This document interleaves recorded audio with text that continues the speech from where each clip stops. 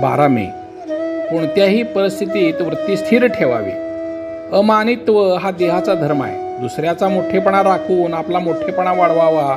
दंभ हा मनाचा धर्म आहे. तो दुसऱ्याला फसवण्याकरता नसावा. स्वतःचं कल्याण करून घेण्यापुरताच दंभ असल्यास हरकत नाही. अहिंसा हा देहाचा आणि मनाचा धर्म आहे. अहिंसा ही हेतूवर अवलंबून असते. वाचेने कुणाचं मन दुखवू नये आणि देहाने परपीडा करू नये. दुसऱ्याचे दोष सांगणे हे हीनपणाचं लक्षण आहे.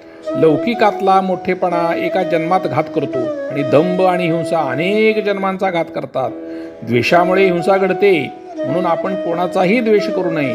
काम क्रोधादी सर्वच विकार भगवंताच्या आड येतात. वैर आणि द्वेष यांच्यासारखा परमार्थात नाश करणारा शत्रू नाही. स्वार्थामुळे द्वेष घडतो. स्वार्थ जायला नामासारखं दुसरं साधन नाही. आपली वाचा दुसऱ्याला शिकवण्यासाठी आणि मोठेपणा बाळगण्यासाठी नाही. वाचेने म्हणजे जिभेने बोलता येते आणि खाता येते. नेहमी सत्य आणि गोड बोलावं.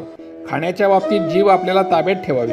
स्वतःची चित्तशुद्धी करून घेऊन संतांचे गुण आपल्या आचरणात आणण्याचा प्रयत्न करावा. अभिमानाचे बीज जिथे येते तिथे नामाची आठवण ठेवावी.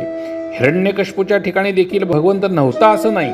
आपण कुंपण फार वाढवल्याने शेत नाहीसे व्हावे तसे हिरण्यकश्यपूची झाले.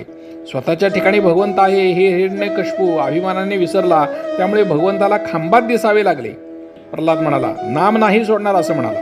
लहानपणाची वृत्ती चांगली असते. लहानपणात चूक नाहीच आणि सगळा फायदाच असतो.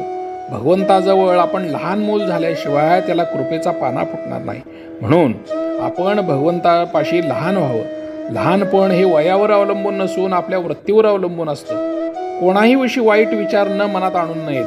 त्यापासून आपलेच मन गढूळ होतं. माझा प्रपंच जसा व्हायचा असेल तसा हो, पण तुझा विसर मला पडू देऊ नकोस असं परमेश्वराला आनंदतेनं म्हणावं.